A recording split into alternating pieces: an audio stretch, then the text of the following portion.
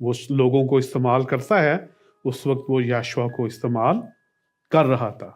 तो इसलिए जो है, मेरे नेक्स्ट चाहिएगा, इसलिए जो है, जो यशुआ जो है उसको समझना, उसके नाम को समझना इंतहाई ज़रूरी है कि उसके नाम का जो प्रीफिक्स है वो यावे है, या है, खुदा हमारी नजात, द लॉ ओवर सॉल्वेशन, खुदा हमारी जो है वो नजात है। तो इसलिए जो है मूसा ने उसका जो है उसको ये पुकारना शुरू कर दिया कि आज से ये जो है ये होसिया नहीं बल्कि ये यशुआ है। और हम इसकी मज़ीद जो है जब हम इसकी तफसील देखते हैं तो हम उसको जब डिवाइड कर उसको पूरी उसके जो लफ्ज़ है उसके जो प्रीफिक्स देखते हैं या उसका पूरी जो है वो सिंथेटिक देखते हैं तो हमें ये नज़र आता है। अब हम सबको पता है कि जो खुदा का जो नाम है, जो खुदा ने इंट्रोड्यूस अपने आप को किया, वो किस नाम से किया था लोगों को? यशुआ के यावे के नाम से, यावे के नाम से खुदा ने अपने आप को इंट्रोड्यूस किया था। क्योंकि जो है जे का जो लफ्ज़ था ना वो 17वीं, जो जे का जो लेटर है वो 16वीं-17वीं सदी से पहले था नहीं। तो इसलिए जब ये लफ्ज़ जो है 16वीं-17वीं से सदी के अंदर ये जे जब इंट्रोड्यूस हुआ है तो फिर इसको हम क्या कहना शुरू कर दिया हमने, यहोवा। लेकिन असल जो है वो यहोवा है, ये यावे है। इसको प्रोनाउंस इसलिए वो यहूदी नहीं करते क्योंकि वो कन्फ्यूजन की वजह से। तो इस बाइबल ने फिर क्या किया, बाइबल के जो थे उन्होंने भी ये किया कि उन्होंने यावे के नाम लिखने की बजाय ना लॉर्ड लिखना शुरू किया। और बाइबल के अंदर जब आप खुदावंद या लॉर्ड कैपिटल में देखते हैं तो इसका क्या मतलब होता है, यावे। यीशु मसीह को भी हम खुदावंद कहते हैं ना, तो वो सेम वही वाली जो है ना थॉट है। इसको टेट्राग्राम कहते हैं, तो हम इसको कभी देखेंगे। अब हम इसको कैसे समझते हैं कि ये कैसे है, जब हम पर देखते हैं, मैंने शायद पहले आपको बताया हुआ है ये कि जेनेसिस के अंदर हम उसकी जो है देखते हैं 14 बाब को, तो उसके 14 बाब की जो 18 आयत है वहाँ जब मलकीसेदक के पास जब जो अब्राहम जो है वो जब टाइद लेके जाता है तो मलकीसेदक जो था हम बेशुमार समझते हैं कि वो मसीह की इमेज है। वो मसीह की इमेज नहीं है, वो प्रोटोटाइप है, ठीक है। वो मसीह नहीं है, वो प्रोटोटाइप है, क्योंकि उसकी जो लाइनेज है वो फ़र्क है। वो लावी नहीं है, उसका कोई यहूदियों से ताल्लुक ही नहीं है। वो सिर्फ उस इलाके के अंदर सलम के अंदर, सलम जो आज जिसको हम यरूशलेम कहते हैं, ठीक है, वो उस इलाके के अंदर एल एक खुदा था, कनानी खुदा था, उसका क्या था, उसका काहिन था, ठीक है। तो अब यहां पर यह लिखा हुआ है कि जो 18वीं आयत के लिखा है, the Melchizedek king of Salem brought out bread and wine, he was a priest of God most high। जब हम इसको यहाँ पर गाड को इंग्लिश में देखते हैं, इसका मैं स्लाइड नहीं बन सका, तो यहाँ पर एल लिखा हुआ है। तो एल जो है उसका जब हम मज़ीद स्टडी करते हैं कनानियों के सिस्टम में जाके, तो वहाँ पर ये लिखा हुआ है, and he blessed him and said blessed be the Abraham God, यहाँ पर भी एल लिखा हुआ है, most high, possessor of heaven and earth. Possessor का मतलब है कि आसमान और ज़मीन के बनाने वाला। अब जो अब्राहम था उसके साथ तो वो बात करता था जिसने आसमान और ज़मीन को बनाया हुआ था। तो वहाँ पर आप देखें कि उसने जो है, जो पतरस जिस तरीके से कहते हैं ना, पहला पतरस 3 बाब की 15 आयत के अंदर, कि तुम्हें हर वक्त जो है अपने ईमान को डिफेंड करना आना चाहिए, लेकिन बड़ी हलम के साथ। वहाँ पर लिखा हुआ बड़े हलम के साथ, लड़ाई झगड़े के साथ नहीं। यहाँ पर हम देखते हैं जब 20 और 21 और 22 आयत के अंदर, and the king of slam said to Abraham, give me the persons but take the goods for yourself। और वो क्या कह रहा है कि मुझे लोग दे दे, लेकिन चीज़ें तो अपने लिए रख ली। लेकिन जो अब्राहम है वो उसको क्या कह रहा है? But Abraham said to the king of Sodom, I have lifted my hand to the Lord. जब हम इसको इब्रानी में देखते हैं तो यावे लिखा हुआ है, वो एल नहीं लिखा हुआ। तो वो उसको समझा रहा है कि मैं अपने जो हाथ है मैं किसके आगे उठाता हूं? यावे के आगे, गॉड मोस्ट हाई, जो सबसे अजीम खुदा है, ठीक है, possessor of heaven and the earth, जिसने आसमान और जमीन को बनाया। अब एक यहां पर बात जो है वो ध्यान से सुनने वाली है कि उस दौर के उस जगह के अंदर जो है वो एल जो था वो खुदा का एक जेनेरिक नेम था। जैसे अगर हम अरब में चले जाते हैं, अगर उधर से किसी को पूछें कि खुदा क्या है तो वो क्या कहेंगे?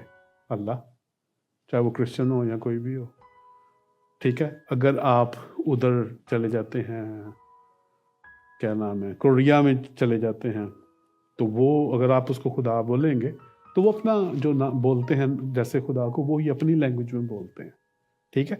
लेकिन यहाँ पर जो अब्राहम है वो उसको क्लियर कर रहा है कि जो बनाने वाला आसमान और ज़मीन का है वो एल तुम्हारा खुदा नहीं है जिसकी तुम प्रस्तिश करते हो, मेरा खुदा है जिसका नाम यहोवा है। और यहाँ पर जो है यही बात जो है वो मूसा कर रहा है। मूसा ने क्या किया है कि मूसा ने जो है जो उसके नाम के आगे क्या लगा दिया है? यह लगा दिया, तो यशुआ बन गया है। तो इसलिए जो है इस नाम को जानना या समझना जो है वो थियोलॉजिकली हमें बहुत ज़्यादा ज़रूरी है, और दुनियावी तौर पर और ख़ास तौर पर जो है स्पिरिचुअल वॉरफेयर के अंदर खुदा का कलाम हमें बताता है कि ये नाम जो है वो इस्तेमाल होता है। हम मुकद्दस मत्ती की इंजील उसके पहले बाब की 21 आयत जब देखते हैं तो यहाँ पर क्या लिखा हुआ है? लिखा है कि उसके क्या होगा? बेटा होगा, ठीक है, और उसका तुम नाम क्या रखना? यशुआ रखना, ठीक है, यीशु रखना। अब आप सबको पता है कि जो यीशु जो उस दौर के अंदर जब मुकद्दसा मरियम थी, मैं तफसील इसलिए बता रहा हूँ क्योंकि इसका जानना ज़रूरी है। मुकद्दसा मरियम जिस दौर में रहती थी वो घर में जो बोलते थे वो अरामी बोलते थे, जो तकरीबन अबरानी की तरह की है, ठीक है। जो उनकी मजहबी ज़ुबान थी वो अबरानी थी। और आपको पता है कि उनके इर्द गिर्द जो जितनी भी हुकूमत थी या सारा कुछ था वो एक और ज़ुबान, बल्कि 2 ज़ुबानें यूज़ होती थी, लेकिन वो आम एक ज़ुबान इस्तेमाल होती थी जिसके अंदर तमाम लिटरेचर लिखा जाता था, वो थी ग्रीक, ठीक है। अब हमें नहीं पता कि जब फरिश्ता आया तो उसने कौन सी ज़ुबान में कहा है कि तुम उसका नाम यीशु रखना, ठीक है, ठीक है। अगर हो सकता है कि वो ग्रीक जानती हो, पढ़ी लिखी हो, तो उसके मूसा उसके साथ जो फरिश्ता उसके साथ उसी सेंस में बात कर रहा है। लेकिन मेरे कहने का मतलब है कि अगर जो है मुकद्दसा मरियम को जो है अगर ग्रीक यीशु मसीह का जो नाम उस वक्त था यीशु, जिसका मतलब था निजात देने वाला, तो उसको तब भी समझ आनी थी। अगर उसको यशुआ कहते तो उसको तब भी समझ आनी थी, ठीक है। जैसे तो इसलिए जो नाम है उससे अगर ये, जैसे आप सबको किसी को पता है कि ग्रीक के अंदर यीशु को क्या कहते हैं? वो मसीह को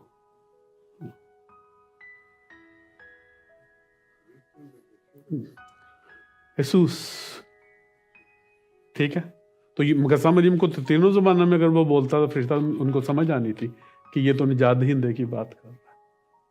मैंने ये आपको इसलिए पॉइंट बताया है कि लोग जो हैं वो इस नाम को बहुत ज़्यादा कंफ्यूज कर रहे हैं, ठीक है, और वो बहुत अजीब तरीके से, मुख्तलिफ तरीके से जो है वो इसके वो देते हैं, जवाब देते हैं। आप एक चीज़ देखें, इस पॉइंट को ध्यान से हमें समझने की ज़रूरत है। खुदा यीशु मसीह किसके लिए आए हैं? सबके लिए। मुकाशवा के अंदर क्या लिखा हुआ? हर एक ज़ुबान, ठीक है। तो हर ज़ुबान के अंदर, मुख्तलिफ ज़ुबानों के अंदर जैसे भी उस निजात दहिंदा को कहा जाता है, ठीक है, हो सकता है संस्कृत का मुझे नहीं पता, लेकिन संस्कृत में हो सकता है निजात दहिंदा का कोई और नाम से पुकारा जाता हो। तो ये जो है ना मामला, अगर ये इतना ही नाम का डिफरेंस है, तो फिर पुराने अहदनामे में अगर यशवा कहा जा रहा है तो नया नामा में तुरुल कुदस ने लिखवाया है, वहां पे क्यों नहीं यशवा लिखा जा रहा? वहां पर तो ग्रीक का वो लफ्ज लिखा जा रहा है जो कि निजात दहिंदे के लिए इस्तेमाल होता है। You get my point? तो we don't need to be confuse around people. ज्यादातर जो आप गूगल करके देखिएगा कि इस वक्त, आज की मैं बात कर रहा हूं, अमेरिका समेत, इंग्लैंड समेत 5% से कम पास्टर्स हैं वो जो कभी किसी सेमिनरी में गए हैं। आज रात को कुछ होता है, सुबह पास्टर बन जाते हैं। तो इसलिए जो है वो 2-4 पॉइंट लेके उससे लोगों से बहसते रहते हैं हर वक्त। लेकिन जो इब्राहिम था वो इतना बड़ा मामला तय कर रहा था, तो उसने तो उस शख्स को ताइथ भी दे दी जिसके खुदा को वो मानता ही नहीं था। क्यों? क्योंकि वो उसको एक नाम बताना चाहता था, यावे, एक नाम की खातिर। इसलिए हमें जब खुदा के कलाम को सीखना है, समझना है, तो उसको, क्योंकि जो कलाम है हमारे पास आया है उसके जरिए, लिटरेचर के जरिए, टेक्स्ट के जरिए, हम उसको कहानियों के जरिए नहीं समझ सकते। We have to go through. तो लिखा है इसका बेटा होगा और उसका नाम क्या रखना? यीशु रखना, क्योंकि वो ही अपने लोगों को उनके गुनाहों से, आगे यीशु मसीह के नाम का मतलब की जो है एप्लीकेशन लिखी हुई है। स्तिशना के अंदर क्या लिखा हुआ है? उसकी 31 बाब की 23 आयत में लिखा है, और उसने नून के बेटे यशवा को हदायत की और कहा, मजबूत हो जा, हौसला रख, क्योंकि तू बनी इसराइल को उस मुल्क में लेके जाएगा जिसकी कसम मैंने उनसे खाई थी, और मैं तेरे साथ। कौन कह रहा? खुदा कह रहा। ठीक है, कब कह रहा है? जब वो होसिया से यशवा बन चुका हुआ है। क्योंकि यशवा के बगैर जो है वो प्रॉमिस लैंड के अंदर आप जा नहीं सकते। आज भी कोई भी शख्स अगर समझता है कि वो यीशु मसीह के बगैर हमेशा की जिंदगी में चला जाएगा, इट्स नॉट पॉसिबल।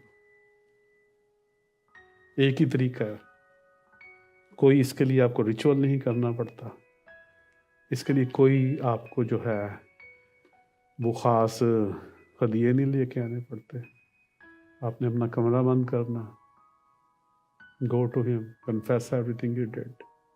वो वाले गुनाह भी जो आप समझते हैं कि किसी को नहीं पता, खुदा को पता है, तो आप खुदा को बताएं और इकरार करें कि मैं आइंदा नहीं करूँगा। That's it. तो फिर आप हमेशा की ज़िंदगी में चले जाएंगे। और एक चीज़ जो है वो आप याद हमेशा रखें कि खुदा, शैतान जो है वो हमेशा हमें हमारे गुनाह याद दिलाता है कि तू इंज नहीं सी कीता, तू इंज नहीं सी कीता, फलानी जगह इंज नहीं सी रहा। लेकिन खुदा जो है वो हमारे गुनाहों को कभी याद नहीं करता, क्योंकि उसने यीशु मसीह के नाम से उसको ख़त्म कर दिया हुआ, वो जानता ही नहीं है। आमीन। खुदावंद आप सबको बेशुमार बरकत दे। अगली दफ़ा हम इसको बहुत बहुत तफसील से समझेंगे।